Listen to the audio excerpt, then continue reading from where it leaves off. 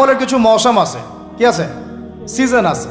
আমরা এখন শাবান মাসে আছি। কোন মাসে? নবী সাল্লাল্লাহু আলাইহি ওয়াসাল্লাম শাবান, রজব এগুলোর চাঁদ দেখলে একটা দোয়া পড়তেন। তিনি বলতেন আল্লাহুম্মা বারিক লানা, আমার সাথে বলেন আল্লাহুম্মা বারিক লানা ফি রজবিনা ওয়া ফি শাবানিনা ওয়া বাল্লিগনা রমাদানা। অর্থ হচ্ছে, হে আল্লাহ, আপনি আমাদের রজব মাসে বরকত দিন এবং শাবান মাসে বরকত দিন এবং আমাদেরকে রমাদানে পৌঁছে দিন। সুবহানাল্লাহ। মুমিনের জীবনে যতগুলো ইবাদতের মৌসুম আছে তার মধ্যে সবচেয়ে শ্রেষ্ঠ মৌসুম হচ্ছে রমাদান। সবচেয়ে শ্রেষ্ঠ মৌসুম কি? এই কারণে সাহাবায়ে কেরাম রাদিয়াল্লাহু আনহুম আজমাইন শাবান মাস থেকেই, বরং তার চেয়ে আগ থেকেই, রজব থেকেই, শাবান থেকেই রমাদানের প্রস্তুতি গ্রহণ করতেন। কি করতেন? কোন মাসের? কেন করতেন আমি একটু বুঝাই, আমার সাথে বুঝেন। আমাদের এই উম্মতের গড় আয়ু বনু ইসরাইলের মতো না। আমরা কি 500, 600, 1000 বছর বাঁচব? না, গড় আয়ু এই উম্মতের কম। এই কারণে আল্লাহ রাব্বুল আলামিন আমাদেরকে এই ইবাদত করার জন্য অল্প সময়ে অল্প ইবাদতে যেন আমরা বেশি বেশি নেকি পাই, ফজিলত অর্জন করতে পারি, এই কারণে আল্লাহ রাব্বুল আলামিন আমাদেরকে কিছু মৌসুম দিয়েছেন, ইবাদতের কি মৌসুম। আর আল্লাহ পাক আমাদেরকে পাঠিয়েছেনই পৃথিবীতে তার ইবাদত করার জন্য। যেমন আল্লাহ পাক কি বলেছেন সূরা যারিয়াতের 56 নম্বর আয়াতে আল্লাহ পাক বলেছেন যে ওয়ামা খালাকতুল জিন্না ওয়াল ইনসা ইল্লা লিয়াবুদুন, আমি জিন জাতি আর মানব জাতিকে শুধুমাত্র আমার ইবাদত করার জন্যই সৃষ্টি করেছি। তাই না? আমাদের দুনিয়াতে আসার অন্য কোনো কারণ আছে? না। এখন আল্লাহ পাকের ইবাদত কি সবাই সমান করতে পারবে? উত্তর হচ্ছে না। আল্লাহ পাক বলছেন সূরা মুলকের মধ্যে গিয়ে বলছেন 2 নম্বর আয়াতে, আল্লাযী খালাকাল মাউতা ওয়াল হায়াতা লিয়াবলুয়াকুম আইয়ুকুম আহসানু আমালা। আমরা সবাই এটা তো পড়ি। রাতের বেলা সূরা মুলক পড়েন, কে কে হাত তোলেন? মাশাআল্লাহ, হাত নামান। ফজিলত, রাতের বেলা সূরা মুলক পড়ে ঘুমালে ইনশাআল্লাহ এই চর্চা, এই অভ্যাস, এই সুন্নতের উপর আমল করতে থাকলে আল্লাহ চান তো এই আমলের ওসিলায় আল্লাহ পাক তাকে কবরের আযাব থেকে মুক্ত রাখবেন ইনশাআল্লাহ। সূরা মুলকের এই 2 নম্বর আয়াতে আল্লাহ পাক বলেছেন যে তিনি সেই আল্লাহ যিনি মৃত্যু সৃষ্টি করেছেন, জীবন সৃষ্টি করেছেন। কেন দুনিয়াতে পাঠিয়েছেন? কেন? লিয়াবলুয়াকুম আইয়ুকুম আহসানু আমালা। তিনি দেখতে চান তোমাদের মধ্যে আমলে শ্রেষ্ঠ কে। কি দেখতে চান? আমলে, এমন না যে আমলে মধ্যম কে, আমলে গতানুগতিক কে, এমনটা তিনি দেখতে চান না। ক্লাসে যে ফার্স্ট হয় তার পড়াশোনা, তার পরিশ্রম, আর যে লাস্ট হয় তার পরিশ্রম কি সেম? যে টেনে টুনে পাস করে তার পরিশ্রম কি সেম? তাহলে আমরা বুঝলাম যদি আমাদেরকে ফার্স্ট হতে হয়, সেকেন্ড হতে হয়, থার্ড হতে হয়, টপ 10-এ থাকতে হয়, তাহলে আমাদের পরিশ্রমটাও কি করতে হবে? বেশি করতে হবে। সহজ জিনিস। আল্লাহ পাক এই জন্য আমাদেরকে পৃথিবীতে পাঠিয়েছেন। আর আল্লাহ পাক দেখতে চান না কে জুমার নামাজ পড়ে, কে শুধু ঈদের নামাজ পড়ে, কে শুধু নামাজও পড়ে আবার সুদও খায়, ঠিক আছে, কে আবার নামাজও পড়ে আবার মাদকও খায়, কে এদিকে ইসলামের জন্য মাহফিলের মধ্যে পরিশ্রম করতেছে আবার ওইদিকে মেয়ের সাথে জেনাও করে। আল্লাহ পাক এগুলো দেখতে চান না। আল্লাহ পাক দেখতে চান আমলের মধ্যে শ্রেষ্ঠ কে, কে সবচেয়ে ভালো। তো সবচেয়ে ভালো হতে হলে কি ফর্মুলা? পরিশ্রম বেশি করতে হবে, তাই না? পরিশ্রম বেশি করতে হবে, অন্যদের চেয়ে বেশি অ্যাক্টিভ থাকতে হবে, বুঝতে হবে বেশি, কাজ করতে হবে বেশি, ত্যাগ করতে হবে বেশি, সবর করতে হবে বেশি, তাই না? একই বিষয় জীবনে সফল হওয়ার জন্যও, একই বিষয় দুনিয়ায় সফল হওয়ার জন্যও, একই ফিলোসফি পরকালে সফল হওয়ার জন্যও।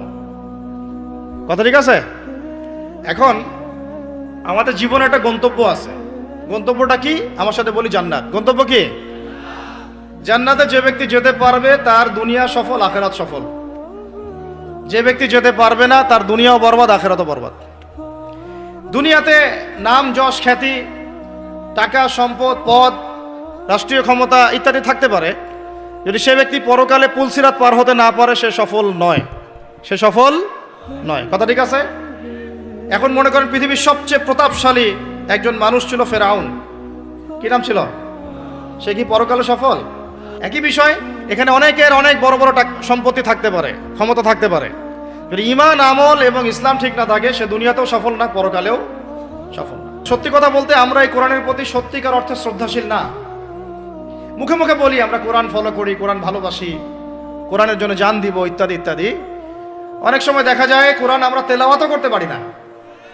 তো যে কিতাব তেলাওয়াতি করা শিখলাম না তার জন্য আপনি জীবন দিবেন?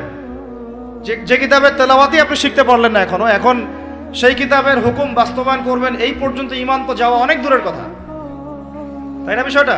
এর প্রতি ভক্তি শ্রদ্ধা তো আসবে না, কারণ তিলাওয়াতি তো এখন শিখছেন না, অনুবাদ পড়ছেন না, আয়াতের অর্থগুলো জানছেন না। এটা আল্লাহ পাক এই মানব জাতির জন্য পাঠিয়েছেন, পুরো মানব জাতির জন্য, শুধু মুসলিমদের জন্য না। এখানে আল্লাহ বলেছেন চুরি করলে চোরের হাত কেটে দাও। কি করো? কে শুনবে এই কথা? এখন কে মানবে এই কথা? আল্লাহ পাক বলেছেন ফাযাক্কির, তুমি উপদেশ দাও, ইন নাফআতিয যিকর, যদি উপদেশ কাজে আসে, সায়াযাক্কারু মান ইয়াখশা, যে আল্লাহকে ভয় করে দ্রুত ফিরে আসবে ইনশাআল্লাহ। আল্লাহকে যারা ভয় করি আমরা ফিরে আসবো না ইনশাআল্লাহ? আল্লাহ পাক বলছে ফাযাক্কির, উপদেশ দাও। ফাযাক্কির কি? তুমি উপদেশ দাও। ফাযাক্কির ইন নাফআতিয যিকরা সায়াযাক্কারু মান ইয়াখশা। অন্য সূরা আছে ফাযাক্কির ইন্নামা আনতা মুযাক্কির, ফাযাক্কির ইন্নামা আনতা মুযাক্কির, তুমি শুধু উপদেশ দাতা। লাস্তা আলাইহিম বিমুসাইতির, তুমি কারো প্রতি দারোগা নও। আমরা কারো প্রতি কি নই? দারোগা নই। আমাদের কাজ কি? বাল্লিগু আন্নী ওয়ালাউ, প্রচার করো একটা এত যদি যান, ব্যাস। এরপর যদি না মানেন আপনার প্রস্তুতি আপনি গ্রহণ করেন। একটা বিষয় খেয়াল করেন না, যে যখন সূর্য ডুবে যায় তখন পাখিগুলো কি করে বলেন? বাসায় ফিরে যায় না? মানে দিন শেষ, সূর্য ডুবে গেছে, এখন বাসায় ফিরতে হবে, তাই না? এভাবে আল্লাহ পাক রমাদান দিয়েছেন আমাদেরকে, কেন জানেন? যাতে এই যে সারা বছর আমরা এদিক ওদিকে ছোটাছুটি করে দূরে সরে গেছি না, এখন কাছে আসো, ঘরে আসো, আল্লাহর কাছে আসো। রমজান মাসে কোথায় আসো? আল্লাহর কাছে আসো। এখন আল্লাহর কাছে আসতে হলে আপনার প্রিপারেশন লাগবে না? আমি আপনাদের আজকে 15টা পয়েন্ট বলবো ইনশাআল্লাহ, বেশি বড় বড় করে না, জাস্ট সংক্ষিপ্ত করে 15টা পয়েন্ট। এই পয়েন্টগুলো আমাদেরকে রমাজানের আগেই নিজের মাথায় ঢুকাইতে হবে, পাক্কা নিয়াত করতে হবে। আল্লাহ পাক যেন আমাকেও তৌফিক দেন, আপনাদের সবাইকে তৌফিক দান করেন। তো আমি যেটা বলছিলাম ভাই, আমাদের আগে ইলম শিখতে হবে, আমল বাড়াইতে হবে, ওলামা কেরামের সোহবত লাগবে, আর রিজিক হালাল করতে হবে। কি করতে হবে? কোন অবস্থায় সুদ ঘুষ হারাম দুর্নীতির সামনেও যাবেন, যদি যান আপনি পরকালে পস্তাবেন, আর কিচ্ছু বলার নাই আমার। যদি যান তাহলে আপনি দুনিয়াতেও পস্তাবেন, পরকালে পস্তাবেন। আল্লাহ পাক আপনাকে হেফাজত করে না। আমি বের হয়ে আসেন, নিয়াত করেন, রিজিকের মালিক আল্লাহ। আর রজ্জাক কে? কে আর রজ্জাক? এই সাগরের নিচে যে মাছগুলো থাকে লক্ষ লক্ষ কোটি কোটি, কোনোদিন সুদ খায়, ঘুষ খায়, জুলুম করে? ওদেরকে কে খাওয়ায়? এই জমিনে যত প্রাণী আছে চাকরি বাকরি করে, কখনো ব্যবসা করে? কিছুই তো করে না। কে খাওয়ায়? তা আমাকে সুদি খাওয়া লাগলো, আমাকে রিজিকের জন্য সুদি খাওয়া লাগলো, হ্যাঁ? আমাকে ঘুষি খাওয়া, আমাকেই খাওয়া লাগলো, আমাকেই দুর্নীতি করতে হইলো। আল্লাহ পাক আমাদেরকে বুঝ দান করেন। আমি রিজিক আল্লাহ পাক দিবেন। যদি আপনি হারামে চান তখন হারামেই পাবেন, হালালে চাইলে আল্লাহ পাক হালাল রাস্তা বের করে দিবেন ইনশাআল্লাহ। তো এগুলো আমাদের কাজ ভাই। একদিন দুই দিনের মাহফিল করে আমরা সব কায়েম করতে পারবো না। তারপরে আমাদের পরিবারের আদর্শ ঠিক করতে হবে। পরিবারের মেয়েদেরকে